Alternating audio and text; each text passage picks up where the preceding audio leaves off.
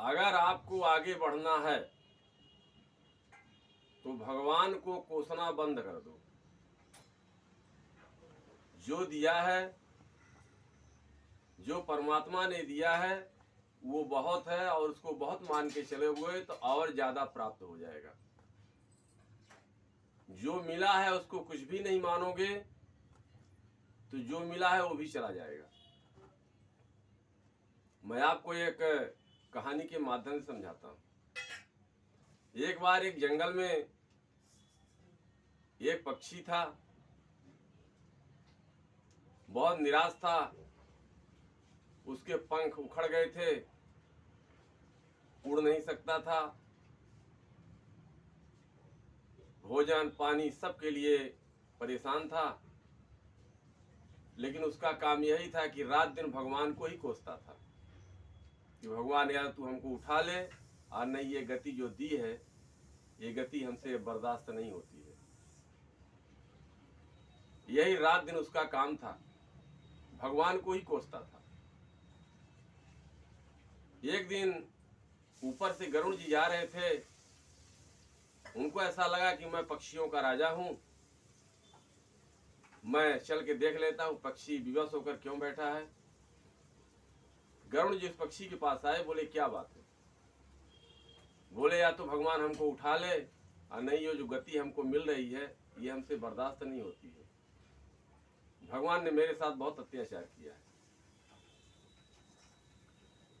गरुड़ जी विष्णु भगवान के पास गए। विष्णु भगवान से पूछे कि ऐसी ऐसी बात है। विष्णु भगवान ने कहा मैं समझ गया, जिस पक्षी की बात आप कर रहे हैं मैं समझ गया, लेकिन उस पक्षी को अभी 7 वर्ष तक मोक्ष नहीं प्राप्त होगा। 7 वर्ष यही दशा रहेगी। तो गरुड़ जी बोले विष्णु भगवान से कुछ उपाय है। बोले हाँ एक उपाय है। वो रोज एक मंत्र बोले कि जो मिला है वो भगवान का दिया हुआ मिला है और बहुत अच्छा है, जितना मिला है उतना बहुत ही अच्छा है और हम उतने में ही समाधान है। और भगवान को कोसना बंद कर देगा तो धीरे धीरे उसकी पीड़ा समाप्त हो जाएगी।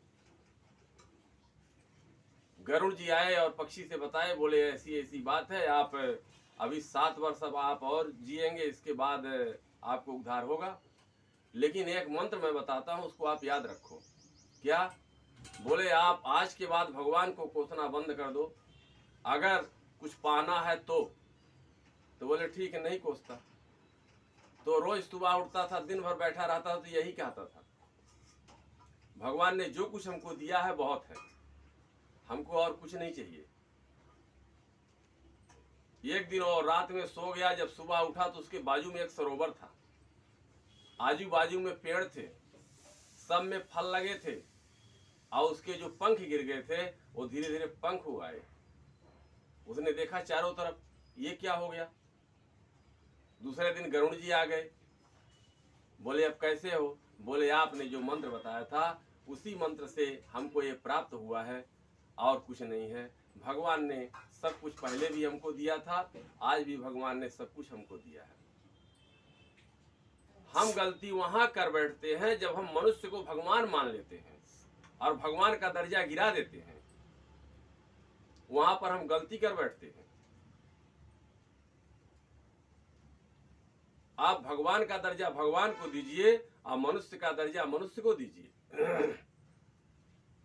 एक कथा बांचने वाला आदमी, एक उपाय बताने वाला आदमी वो मनुष्य है, भगवान नहीं है। उसको आप मनुष्य का दर्जा दीजिए, मान सम्मान करिए, लेकिन मनुष्य तक ही सीमित रखिए, भगवान तक उसको मत लेके जाइए। और भगवान का दर्जा भगवान को दीजिए, फिर आप देखिए आप कितना जल्दी आगे बढ़ जाते हैं। इस बात को आप अमल करिए। जय श्री राम। धन्यवाद।